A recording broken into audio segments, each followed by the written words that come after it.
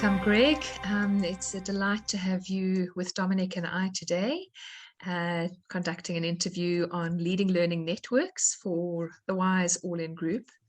And we are really pleased to have you here with us. So just a quick intro. I'm Robin. I'm from South Africa and from an organization called Africa Voices Dialogue. I have a huge interest in understanding collaborative work and how we really support the evolution of functional and relational impact ecosystems for really high quality learning. And I'm here with Dominic, so I'll allow Dominic, if you could introduce yourself. Thanks, Robin. Hi, Greg. I'm Dominic Register. I'm a program director here at Salzburg Global Seminar for an independent nonprofit based in Salzburg in Austria. I lead our education programs, and we do a lot of work around network support and network incubation, including with the WISE All-In Group. And so really looking forward to this conversation with you today, Greg. Fantastic. Yeah, Greg, so the reason that we wanted to chat to you is really because of your extensive experience in network leadership through Remake Learning. Lovely to have you with us, and we'd be delighted if you could just share with our listeners who you are and where you're from, and a little bit more about the particular work that you're involved in and the networks that you participate in. Robin and Dominic, thank you. So I'm Gregg Behr. I'm joining you all from Pittsburgh in the United States, where I serve as the executive director of a charitable grant-making foundation called the Gregg Foundation. I'm also co-author of a book entitled When You Wonder You're Learning. And to the point of this conversation, I'm founder and co-chair of what today we call a learning ecosystem. We call it Remake Learning. It's work that began 15 years ago here in southwestern Pennsylvania and also northern West Virginia, in this corner of the world. And we talk about Remake Learning today as a network that advances relevant, engaging, and equitable learning for young people who we know are navigating rapid social and technological change. It's a network that involves more than 600 schools, museums, libraries, early learning centers, creative industries, and campuses of higher education across our region. Thousands of individuals who are involved in this network. And so clearly this is a network in which I'm engaged in the place where I live. And when I think about my work generally, I have benefited tremendously from domestic United States networks like Grantmakers for Education, the Partnership for the Future of Learning, and others. And one of the silver linings, if there can be silver linings to a pandemic, is that I've developed all sorts of wonderful networks internationally. I was engaged modestly at an international level before the pandemic, but I feel like the Zooming experience of 2 years has connected me with fellow Martians like the two of you and others around the world who care about our kids, who understand the ways in which learning is changing, and understand the promise and potential of learning in networks if we get them right in the places where we live and work to support young people.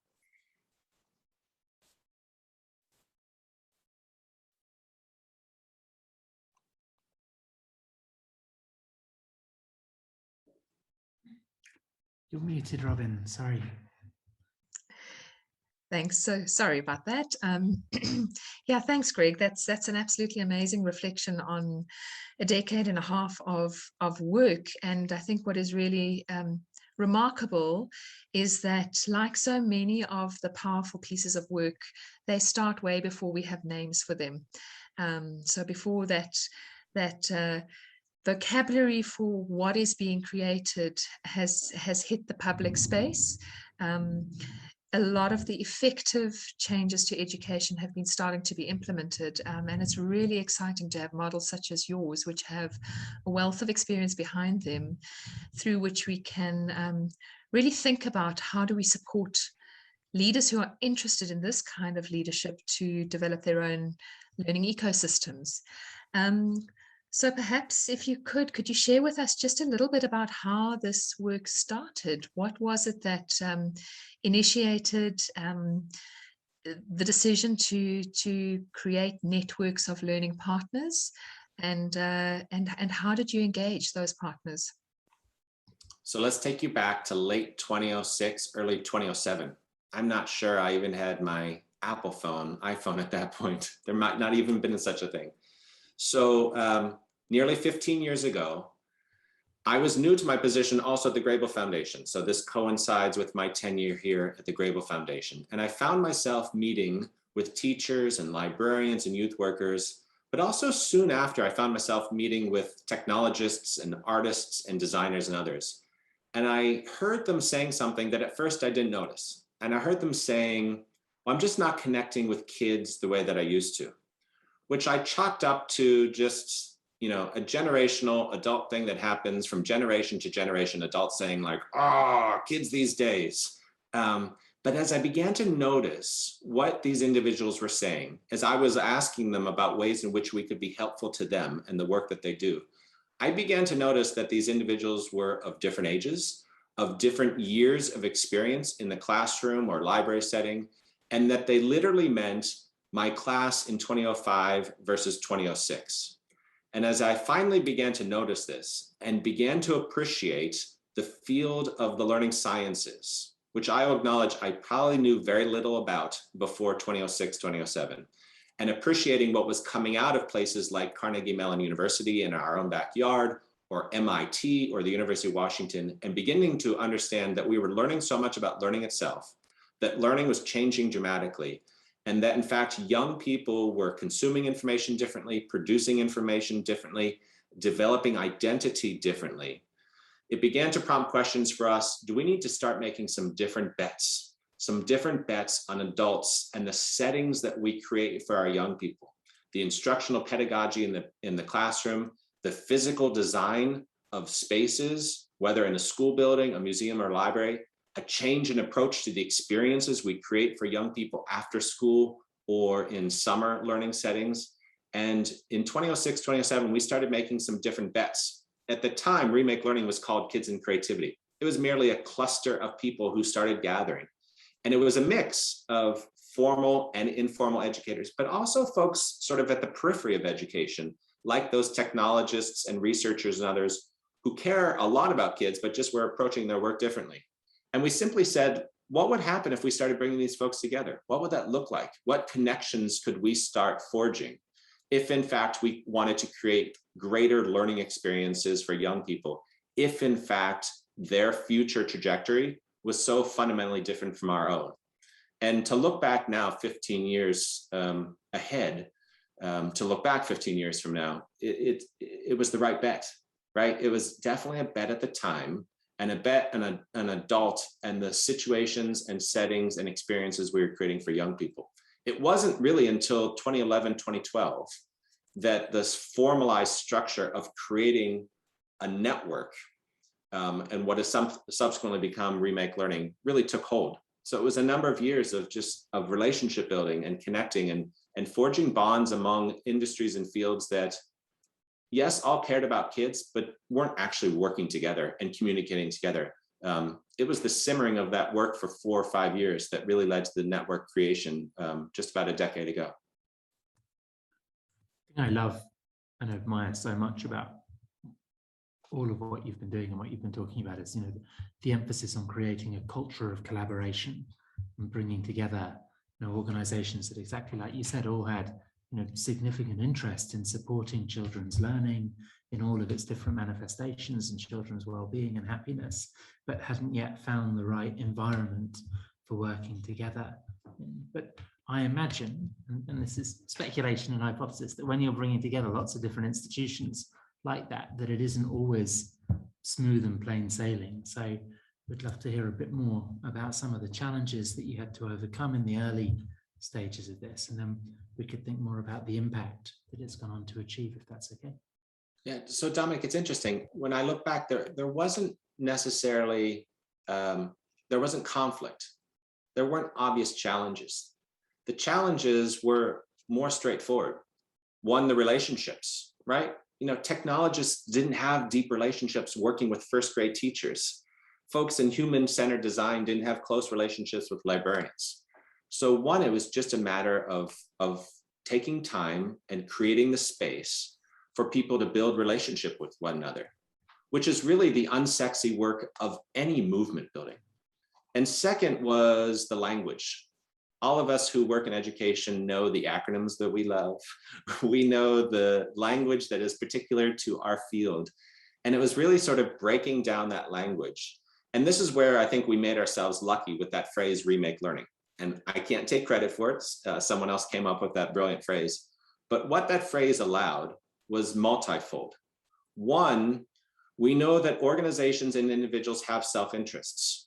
So some came into what became remake learning because they had an interest in arts-based education. Some were interested in science and STEM or STEAM-related education. Others were interested in digital media and learning. And at no point did we say, okay, let's stop and now we shall all do connected learning, as one example. Rather, we sort of embraced the messiness of that language, embraced the, the close cousins that STEM and STEAM and Maker and other types of frameworks that describe new approaches to learning. We just embraced the messiness and said, look, under the umbrella of remake learning, this is all commonly focused work. And so you can imagine then, Dominic, in that relationship building, people began to say like, oh, the work that I'm doing in digital media and learning, and that's how we describe it in the library. Well, that makes a lot of sense in the context of maker-centered learning that you're doing at the Children's Museum. And the teachers would say, well, that makes a lot of sense. And, we have a STEM orientation, or we have a project-based learning orientation. And so that sort of mixing of frameworks and pedagogies and language was so important. So I would say the biggest challenges were, one, the relationship building, two, the, embracing that language and getting it just enough right so that there was a common sensibility. And then the third challenge, which has been a perennial challenge, is just making sure that we attend to diversity, equity, access, and inclusion smartly. And we certainly haven't, I wouldn't call our work brilliant yet. It has gotten better year by year over 15 years as we think about the core role that justice and inclusion being as core to innovation and learning in the work. And ideally, we've been more and more deliberate about that work and intentional about that work year by year as we think about advancing this ecosystem called remake learning. Did you start with a kind of clear articulation of the common purpose that would bring all these different institutions together, or was there a co-creation element as you kind of zeroed in and refined exactly what it was? Because I mean, there's been some interesting research and relatively recently around, the impact that purpose-driven networks can have versus more kind of professional or sector networks. And when you can unite, people from very different kinds of organization around a very specific common cause, you can build community more quickly in some contexts. And so interested to hear about, the work that you put into defining the purpose at the beginning. So the answer to that question is yes. And it's also true that the work in 2021 and beyond looks very different than the work in, say, 2010 or 2013. And there have probably been 7 or 8 times over the course of the last 15 years that we've done serious network-wide human-centered design training sessions, workshops, at times bringing together dozens, at other times bringing together hundreds of individuals involved in the network to re-examine what is our purpose, what is our mission, what is our vision for learning. And so that work has been very iterative, but it's been, to your point, very deliberative in its co-design of involving folks involved in the network. And I think of the 400 plus individuals who were involved ultimately in that wordsmithing of relevant, engaging, equitable learning, advancing learning for young people experiencing rapid social and technological change, right? I mean, just that, we've done enough to build a just enough structure, as I described a moment ago, so that there is that, so that people can see both their self-interest and the altruistic purpose of what we're trying to achieve regionally in a way that spans jurisdictions, in a way that spans formal education and informal learning, in a way that spans early childhood education through higher education. And I would credit a lot of ongoing human-centered design training. And it's also just the ongoing day in, day out work of remake learning itself. And so the monthly meetups, the communications and documentation, the ongoing storytelling, all of that is also crucial to the continuous movement building that's based on that co-design that is continuous work ultimately. Is there, do you have a kind of dispersed leadership approach to the network? So, you talked about how the purpose has evolved over the 14 years or so, and has that been with clear direction from you or your colleagues, or is it something that comes up from within the network as much as anything? So in incredibly dispersed leadership, and there are probably things that we've gotten exactly right and things where we've made horrible mistakes, and there have been different leadership models throughout those 15 years. So for example, we now have something called the Remake Learning Council. That is a council of about 60 CEOs and learning scientists. So learning scientists from places like Carnegie Mellon University and the University of Pittsburgh, CEOs because they're superintendents of school districts, they're heads of museums and libraries, they're business and political leaders. And this Remake Learning Council provides strategic counsel to the team that manages and supports Remake Learning. I mentioned the Remake Learning Council because it only came into being maybe 6 or 7 years ago. So it wasn't there 15 years ago.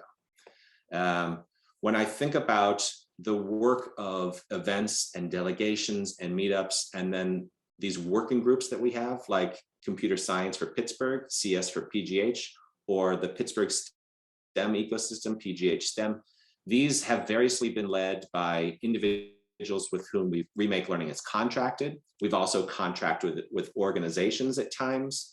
We've had volunteer leaders in the community who hold other leadership positions at museums or schools as chairs of these groups. So there have been so many different leadership models that we've used along the way. And this is really learning from the work of network building. And while 15 years ago, we didn't have the language of learning ecosystems, we did have the language of economic impact clusters and some of the work that had come out of MIT and elsewhere at the time to understand that in a network, there are many hubs, and we sort of have to embrace the fact that leadership can come in many places. And that's also been true, Dominic, as we've thought about individuals. Because, for example, if we think just about schools, sometimes the leader, the person who's been the impetus for getting their school or school district involved in Remake Learning, maybe that person is the superintendent. Sometimes it's the principal. Sometimes it's been the physical education teacher, right? So really understanding and appreciating that leadership is a plaza, and leadership comes forth from many different places, and we need to support individuals in those different ways. So that's a many-layered answer to your question. But a beautiful answer. And Greg, I think really looking through this lens of some of the things we've dealt with. So purpose, aligning around purpose, autonomy, actually freedom of choice, freedom of movement, freedom of development, and then mastery. What I've heard you saying now is this real the strength of distributed leadership, which is in understanding that when we allow people who have really clear skill sets to lead component parts of the network and component parts of the work, you build something incredibly resilient and very powerful. And what I'd like to ask, because I've really heard it coming through so much, and it's a really important aspect, I think, is that what I'm hearing is that your focus was not on the outcome. So you didn't set about to create a learning ecosystem. Right. You didn't necessarily set about to connect all these people for the purpose of perfection. You paid attention to the relationship and the relationships first, and really gathering people around purpose orientation and around dreams that they had, having porous borders. And then it seems to me what I'm hearing is an enormous amount of attention paid to the relational substrate, like the work of creating environments where people can connect and build relationships. What would you say the value of really attending to that foundational work is? It's so invisible. People often neglect it and forget it in striving for the outcome. But that's something I've really heard coming through strongly from what you're saying. Well, I appreciate that question, and it makes me think of Dominic's comments just earlier about creating a culture. It's not just about creating a culture internal to a school building or internal to an after-school program or other side of learning. As important as that is, it's really creating a different culture of learning in a region. Quite frankly, it would have been a lot easier to say, we all have this reading by third grading goal and we're all going to pursue this together, right? What we said is we need to create a different atmosphere for learning across our entire region. An atmosphere for learning whereby adults think differently about their role and what it is that they're creating in the learning settings for which they're responsible. A different atmosphere for learning by which media and journalists cover education and related learning issues in our region. A different atmosphere by which politicians and those who control public budgets might think about supporting education and learning differently. A different atmosphere for learning by which young people and their families think about their region as a learning campus and how it is that they support their own interests or the interests of their kids in their care. If a kid is lit up by coding or making or other things that don't fit neatly into boxes. And so the work has really been about creating this different atmosphere for learning. Now, there are many layers to that because there's the support then for professional development and learning. There's the support for regional working groups around areas of particular interest, like maker-centered learning or personalized learning.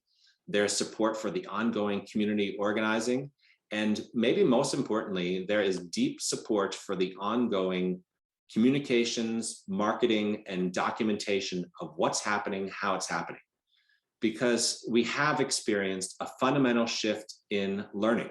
And even just that shift in word from education to learning has been profound for our region, for school leaders, for teachers, for parents and families, for journalists and others to think about what's happening as constituting learning and really blurring what happens in and out of school. Yes, schools are still critically important. They're the fulcrum for young people's experiences, and they spend 80% of their waking hours outside of a school building. And so we've really tried to create that sensibility of learning in a region.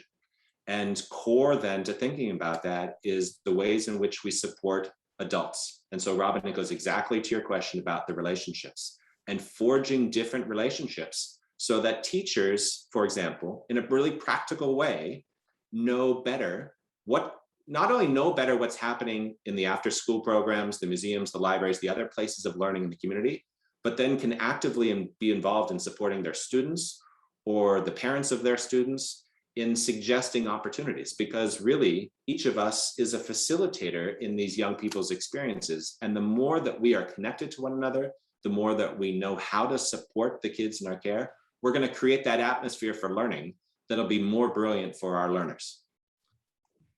When you started it, then it sounds like, it was at least initially very much defined by geography, and that you were bringing together institutions that would all be working with the same core group of children, or possible for the same students, the same children, to experience what the different institutions were offering, and you can kind of really understand the power and importance of that. But one of the interesting things which is the last 18 months has changed, and we were talking about this just before we started recording, is how the pandemic and the experience of everything moving online has collapsed some of those ideas of geography, and you can build really meaningful relationships with people on the other side of the world now, in a way that I don't think we used to, or certainly in my work, I never got to this extent pre-pandemic. And I wondered, how you're thinking about the parameters of the network had changed, and was it important for you to keep that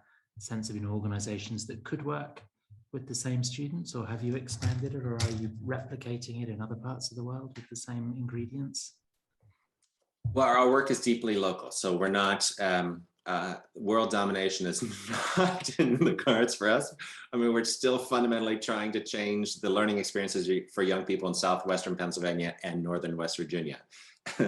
And we're only 15 years into that, what is generational work? Now, I will say, you're right. I mean, everything changed during these past 2 years of this COVID pandemic, and it's continuously changing. And we have thoughts about post-pandemic learning, and I'll turn to that in a moment. But what I will say, when I think about, for example, the schools that found themselves in positions such that they only missed like 1 or 2 days of school in the transition from what they were to what they needed to be as the pandemic unfolded. Not surprisingly, in retrospect, these were the schools that had invested in culture. Yes, they had the technology infrastructure, but they had invested in the professional development and learning, and they had attended more than anything to the culture, such that they were really ready to pivot to something totally different. To your point about geographies, I think, for example, of local school districts that reached out immediately to Carnegie Mellon University, as well as local private companies, and utilized MetaMesh and other technologies to address technological and broadband challenges that their students faced. And years of relationship allowed, for example, the Cornell School District to pick up the phone and call their colleagues at Carnegie Mellon University because they knew them. I think, for example, of teachers who worked across school district boundaries to create amazing learning experiences, as Anna Blake, a teacher at Elizabeth Ford, did with Melissa Unger at the South Fayette School District. And so we saw those barriers come immediately down, but they came down more easily because those relationships were there. And there was 15 years of organizing. We also took advantage of those relationships regionally and then also statewide with the Pennsylvania Department of Education to begin thinking through, seemingly way back now in the summer of 2020, what does post-pandemic learning look like? And in 2020, published a regional piece about post-pandemic learning opportunities and identified very concrete things that our schools and other sites of learning might accomplish in a post-pandemic world. That led then to more formalized work, both with the Pennsylvania Department of Education and KnowledgeWorks, an organization based in Cincinnati, Ohio, that among other things does a lot of future forecasting as it relates to education. And we ended up involving more than 1,000 administrators from across the Commonwealth in Pennsylvania in a human-centered design process that led to, among other things, a publication called What Comes Next. And so it's an example of those relationships pushing down those barriers that we adults create for ourselves in the systems that we actually operate and manage, in thinking through our post-pandemic learning opportunities. And as we think about a post-pandemic learning future, we framed it according to methods, relationships, and justice. And so when I think about the opportunities ahead, I'm actually incredibly excited when I think about, again, it seems weird to say the upside of these past 2 years, but the upside of what now might be possible because of the empathy that was built up among and across sites of learning and together with our communities. Now, we obviously have some challenges, and there is obvious trauma and dislocation and fractured community experience among us. And yet we still have some incredible opportunities as we think to a post-pandemic learning future. And that's what we endeavored to lay out. Oh, phenomenal. Gregg, this has been the most fantastic conversation. I'm really heart sore that we can't carry on for hours. But what I'd really like to ask, just as sort of a final question, and as something really pragmatic for our listeners to take away with them, is it that if you could, looking back over this incredible journey that you've been on and the incredible journey that you are still on, is there one piece of advice that you would give to yourself when starting on this leadership journey in relationship to networks and to connecting with multiple players outside of your own immediate organization? All right, I'll give more than one because I'd love to go back and talk to myself. So one is just start, right? When I think about what was Kids in Creativity became Remake Learning, it literally began with a coffee meeting with one other person that led to a pancake breakfast with 12 people. And that pancake breakfast then, led to a pancake breakfast with 24 people, right? And so one is just a matter of stepping outside of where you are, what you're doing, and connect with those fellow Martians and finding them. Two, to my point earlier, embrace that messiness of language, and also invest deeply, deeply in communications, marketing, and just storytelling. Now, that's a hard jump from A to B to get there, but I didn't appreciate the importance of deeply investing in that ongoing storytelling. The third thing I would say is celebrate, right? There is magic happening in every school, in every neighborhood, in every site of learning. And it's in fact why we launched something called Remake Learning Days. So Remake Learning Days is now an annual festival that's held not only in the Pittsburgh region, but now has spread and taken root in 17 other cities across America. So Remake Learning Days is a chance for schools, museums, libraries to host an event that celebrates maybe their new work in learning. They open up their Maker Lab. They open up the STEM corner in the library. They open up a space that allows parents, families, and caregivers to see how learning is being remade, how to support the kids in their care, and then to begin to plant the seeds of building demand among parents for new approaches to learning. I mention this because Remake Learning Days, yes, could happen in an entire region, but it could also happen in a singular school. It could happen in a singular library. And we've seen that happen in places not only in America, but Christchurch, New Zealand, and in Barcelona, Spain. And so remakelearningdays.org is a great website to learn more. And in fact, Ted Dintersmith and his team with What School Could Be on their playlist have a couple great videos about celebrating progress in your own communities and doing Remake Learning Days, even if it's just in the place where you are and not region or citywide. Amazing, Greg. Thank you so much for sharing everything that you have with us today, and for your generosity with your ideas and your time. It's been fantastic to talk to you and learn more about Remake Learning's work. Robin, it's been a pleasure to do this with you. For anyone listening, Gregg's book, When You Wonder You're Learning, was published earlier this year. It's highly recommended, in which he explores some of the ideas that we've talked about in this podcast. And once again, from all of us connected with the Wise All In initiative, thank you very much for being with us today. Thank you. What a joy to be with you both. Thank you. I'm grateful. Thank you, Gregg, and really looking forward to being part of your learning network.